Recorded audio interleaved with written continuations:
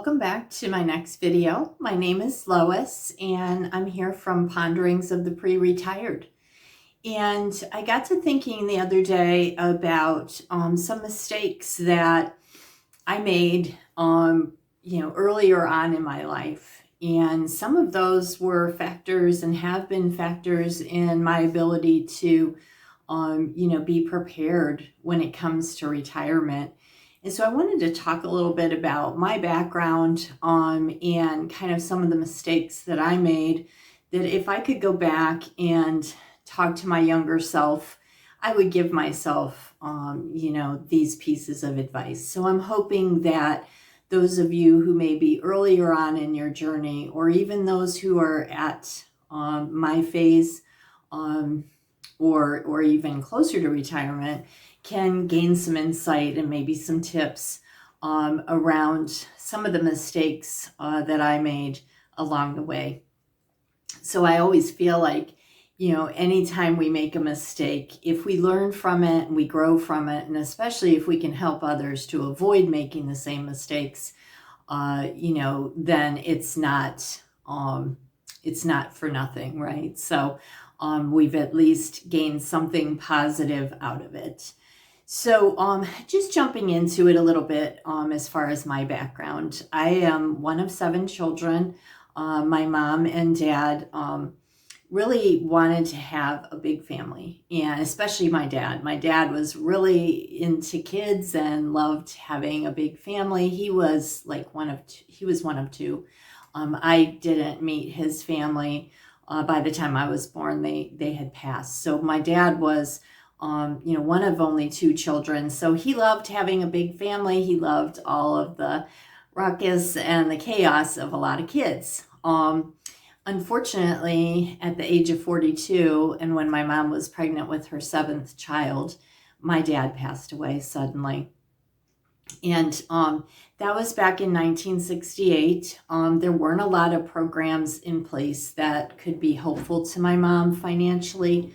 Of course, she got small amount from widow's benefits and survival benefits for us kids, but it was hardly enough to be able to make ends meet. But somehow or another, she did it, and I admire her so much. She just passed away in April, and never realized at the time, how much I really admired her and respected her for her resilience and her grit and just her ability to keep it together, because she did, and she did a wonderful job. However, growing up poor, in which we were very, very poor, and with a mother who was very frugal and very much a penny pincher, and had to be during those years, but even continued doing that into her older years when she really didn't need to as much. It was just her personality. I actually kind of, in some ways, went the opposite direction. Instead of utilizing a lot of the tools that I learned from her and watched her do early in my life, I, in some ways went the opposite and, made several mistakes. I'm going to focus on 4 areas for this video of the mistakes. There were plenty, and I'm sure if you look back on your life, you can identify some as well. If you haven't been able to identify those, take some time to really assess and look back on your past, because you can definitely grow. History does not need to repeat itself. You can grow from your mistakes, but you do need to be open to seeing them and admitting them, and then being open to do something different and make changes. So we're going to dig in. All right, so jumping in, the first mistake that I made had to do with my divorce. And not that I got divorced. That was not a mistake by any means. That was actually something that was very very important in mine and my ex-spouse's life, as we were not compatible and it was not a good match. So the divorce was not a mistake in and of itself, but for me personally, how I navigated that. First of all, I felt a lot of guilt about the divorce itself. As I said, we were not compatible. It was not a good match. However, I felt very badly about the divorce, and I felt very bad and felt very guilty about wanting to have the divorce. And so I was kind of operating from that emotional platform in a lot of the decisions I made in regards to the divorce. And so I walked away from everything. I left my home. I left all the possessions in the home. I pretty much just took, clothing and, just the bare necessities that were needed at the time. And I left a lot of that there at the house. And so that was not a good financial move for me whatsoever. And later down the road, I really recognized that. That was the first thing. The second was that I did not consult with an attorney early on in the process. And so, I missed out on, opportunities to, get child support in place and have that, immediately start for me. And in the state of Ohio here, you do need to go through a court proceeding to get the child support set up and get it established and get that, happening on a regular basis soon in the process. So that was, another mistake that I made in that situation, because I didn't, I kind of trusted that things were going to, happen smoothly and as agreed, like verbally agreed on, and it did not happen that way. So, later down the road, also, when there were further court proceedings, even after we were divorced in regards to child support, I didn't pursue the payment for that. I kind of walked away from that as well. And that also speaks to, again, me using my emotions, like running on my emotions rather than, kind of taking those out of the equation. So, as a solution, what I would suggest is if you are separating and planning to get a divorce from your spouse or significant other, that you right away consult with the legal representative and just find out what your rights are. Find out, what the process is. Like, I had never been divorced before, so I didn't know what all the process was for child support, and there was a big learning curve there. And because I didn't seek legal advice, I didn't know. So, I would suggest seek legal advice ASAP. Let the legal representative be your guide. Their job is to look out for your best interest. And that helps you to be able to step away, especially from the emotional part of this process. Because, of course, if you're going through a divorce, it is an emotional roller coaster early on. And I think even for the first year or two, it's very emotional, even when it's something that you both want. Around the same time that I got a divorce, and because I left the home without anything other than clothing and personal items, I was in need of pretty much a whole household full of items. And, having left the situation that I was in, again, I didn't have anything. But had I thought back to what my mom would have done in the situation, I would have probably utilized more thrift stores, more garage sales, asking friends if they had anything they could donate to me. I had plenty of social connections and plenty of family and friends who probably could have helped me out. But rather than reaching out for help, I got credit cards and I started to buy things on credit. And, I justified a lot of that. Honestly, in my head, I justified a lot of it. I need beds. I need, a couch. I need a kitchen table. I need silverware and towels and plates and all that it takes to make a home. And so I went out on a shopping spree.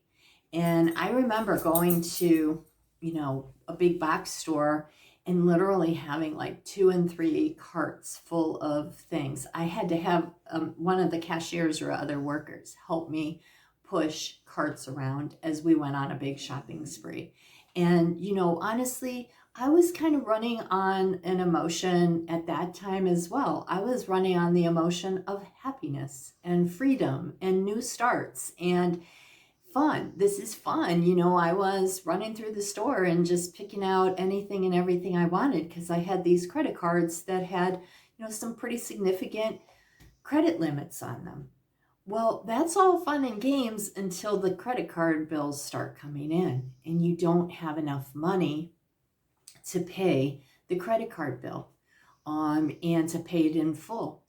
And so, of course, you get behind the 8 ball really quick with credit card or buying like, same day, same as cash or, all of those types of things that are really meant, and they're very predatory, honestly, if you aren't disciplined. You can really get into trouble and get into deep trouble quick. And that's what happened to me. I got into deep trouble really quick and, just had a lot of debt and not enough money coming in to make, to pay those off in full, or even to pay more than the minimum balances. So of course, you never get out of debt. If all you're paying is the minimum balance, you're never going to get out of debt. And so that's where I was in a deep, deep hole, just trying to dig myself out. And as is my nature, I started taking on extra side hustles and extra jobs. And, if I just work harder, work longer, I can, dig myself out of this. And, I could make some dents on that, and make some strides with it, but my system wasn't very good. And I wasn't really keeping track of what I was paying and what I wasn't paying. I was just trying to basically keep the sharks back. Has anybody watching this ever been in that situation? It just gives you a pit in your stomach, to be in debt. But really it was just me wanting all of these new things and, trying to set up a home and trying to navigate feelings of guilt of the relationship having broke up, but also happiness for a new start and a kind of a need to try to celebrate. And so I got myself into some deep credit card debt. In 2009, I heard about Financial Peace University, that Dave Ramsey, has put together this program, which I absolutely loved. I went to that program. I remember going to the program. It was $99 to go. And I didn't even have $99. I didn't know what to do because I wanted to go to the program so bad and I needed to go so badly. But I didn't even have the $99 to be able to go to this group. And I ended up borrowing the money from a friend of mine. And I can remember, I think it's like the 4th visit. It's 12 groups and it's usually hosted by a church because it is Christian based. It is spiritually based. It's not like force fed to you, but there are some Christian philosophies around money that Dave focuses on. But anyway, I think it was the 4th visit that we brought all of our credit cards to the group. We were all given a pair of scissors and we were all given the ability to, and told basically, like, this is the program. and we cut up our credit cards. And I cried, not from sadness, but from joy. It was like a moment of freedom for me, and I felt so committed to digging out of this hole. And I was given a system for being able to do so. I'm not going to go into financial peace too deeply. There's a lot of information online, and I will put a link in the description for Dave Ramsey's Financial Peace University. But if you are in desperate financial situations with debt and needing to dig out of that, this program works. It just works so well. And there's just really some fundamental activities that, honestly, I remember my mom doing a lot of them, like the envelope approach, which is putting cash into envelopes and only paying cash for your purchases. And if the cash isn't there, you can't buy it. So you have to really be diligent about putting money into the envelopes when you get your paychecks. And so I use that system for quite a long time. I don't use it anymore. I've started using other systems since that time, but I've also never been in that position again. And the envelope system was just one thing that really helped out. So I will link Financial Peace University in the description, and really urge anybody, if you don't have the, I don't know if it's $99 anymore, but if you don't have the $99, ask a friend, ask a relative, I don't know, collect cans and take them to the scrapyard, whatever you need to do. Sell something that is a non-essential on Facebook Marketplace. Get to Financial Peace University, and let Dave's program help you get out of debt. The other things that I would recommend, and some of the things that I do now that I couldn't really do back then because I was in the midst of digging out of financial crisis, but some of the things that we do now, like for bigger purchases here, I've since gotten remarried, and so my husband and I, if we have a big purchase, like we needed a new shed and we didn't have the, or we didn't want to part with the several $1,000s that it would take. We do have a Home Depot credit card, and Home Depot offers like a 24-month, same as cash. So when I purchase something, a large purchase that I use the Home Depot credit card for, I just split those payments up over the 24 months, and I make that payment every single month. And I never deviate from how much I owe. I know that in order to be able to purchase that item and not have to pay any interest, I have to have it paid off by 24 months.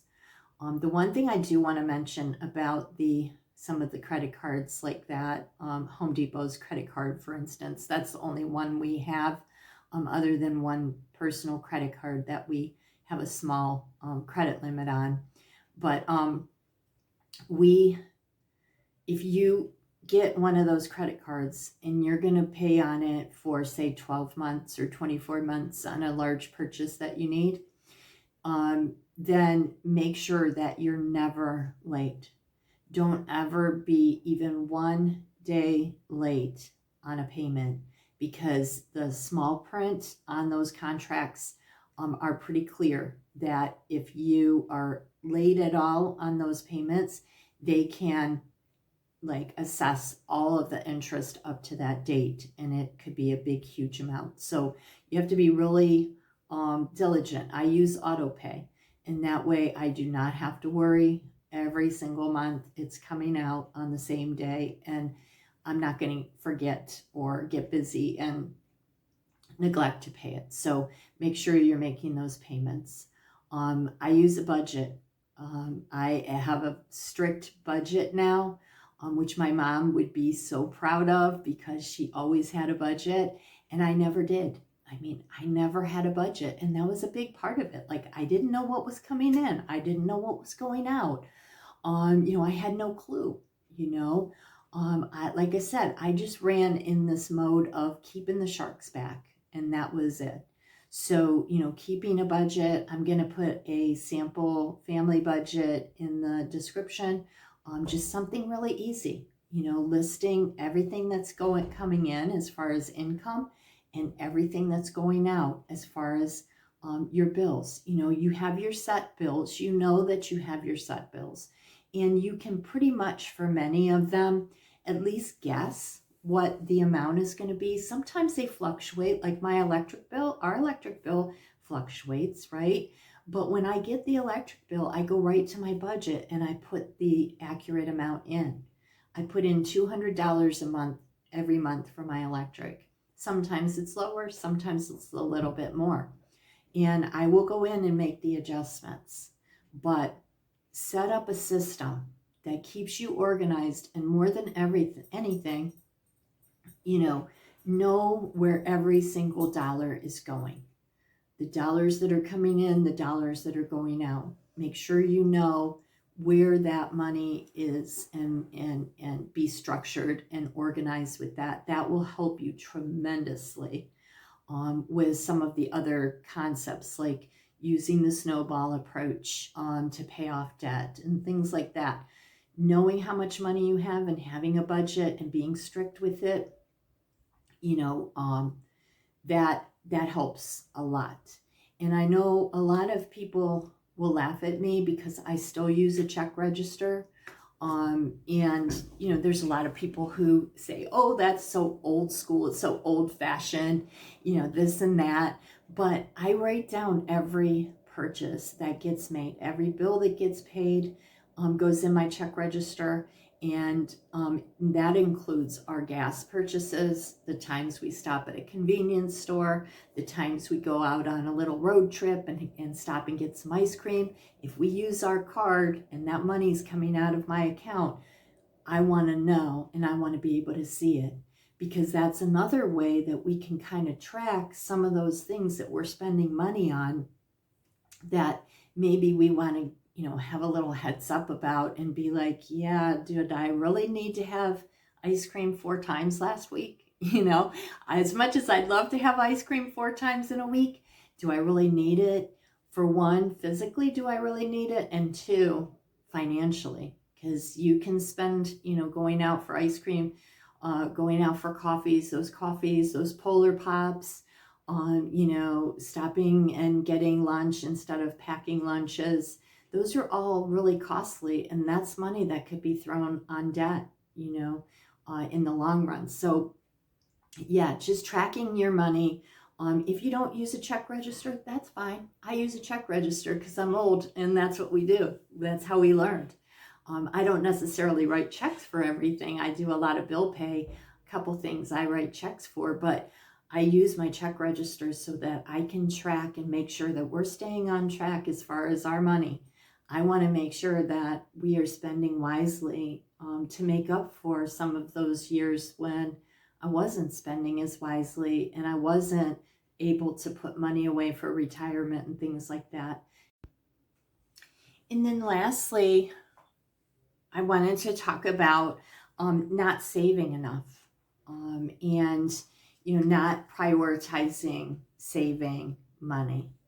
And again, if we're spending as soon as money comes in, if we don't have a budget and we're not aware of what we have, we may just spend, and we may pay our bills and say, oh, I've got, $300 left over. Let me go out and buy a new pair of shoes, or, go out to, buy something that I don't need, spend money frivolously. So a good friend of mine who's an accountant and is doing very well in his retirement, so I tend to listen closely to him. He told me, Lois, always pay yourself first. Always pay yourself first. And even if that is $10, even if that's $20 per pay, always pay yourself first. And that kind of rang true for me, especially after I got all that debt taken care of. After I got out of that situation and dug out of that situation, I had not been saving. I had not been prioritizing that. And at that point in time, I had zero retirement savings at that point in my life. And that was in my mid 40s. So I was starting this process in my mid 40s, and I knew I had a lot of work to do if I wanted to ever be able to retire, in which I do want to retire. So, I started right away. I went to my employer and I let them know I want, this much money taken out of every one of my checks, and I want it deposited into an account, into a savings account. And then I also want this much money taken out of all of my checks to go to my 401k. And I especially want to make sure that always, no matter what, no matter how bad things are going, I am matching what my employer will give me. I want to make sure that I'm getting the most out of my employer. So if my employer matches what I put in up to a certain amount, I'm going to make sure that I put in, at the very least, the amount that they match. Never leave money on the table. You work very hard in your job. You are a dedicated employee, and part of your benefits are your 401k if you have one. And so make sure that you always, and the sooner you do it, the better.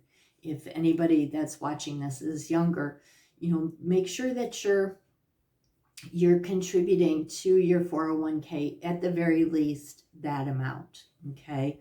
Also, the money that comes out of my check and goes into a savings account serves a couple of different purposes. One is, part of that I have been able to move into a high interest savings account, and it's just sitting there right now. But part of it I've also kept back because that's my emergency fund. And that's one of the first things that you do when you are working the Financial Peace University courses, is set up an emergency fund, at least $1,000 more if you're able. And slowly, you'd be surprised how quickly you can build up $1,000 if you don't touch it. And you even just have $25 or $50 taken out of each one of your checks. That will build up very quickly. And that way, when you have a tire that blows out, or you're something goes wrong at home, we're always going to have things that happen. It's not a matter of if, it's a matter of when. So when something happens, instead of automatically grabbing your credit card and using your credit card and now being behind the 8 ball trying to, again, pay that back and pay high interest and all of that, you have an emergency fund you can tap into. And you can then pull that out and just pay cash for whatever you need. So prioritize that emergency fund to help you as far as savings. And, again, your 401k will help you as well. And so prioritizing savings is the number one thing as far as preparation for retirement and helping you to get out of debt and stay out of debt. So, I mentioned earlier, doing a spending diary or a spending journal is helpful, because a lot of people don't even know where their money goes.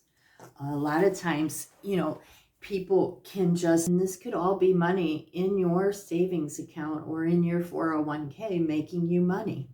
So doing a spending diary and writing down, even if you do a 30-day challenge and just write down every single day what you spend every day, I guarantee you, you will find some things that are wants, not needs, and are things that you could, eliminate and put that money back into your account and put it back into your emergency savings or your 401k or your regular savings account or whatever, put it in a jar, save it up, whatever, put it under your mattress, whatever you choose to do.